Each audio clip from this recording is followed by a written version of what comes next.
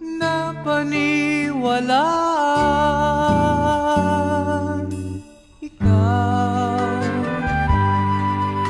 Ikaw pala ang hinihintay kong pangarap.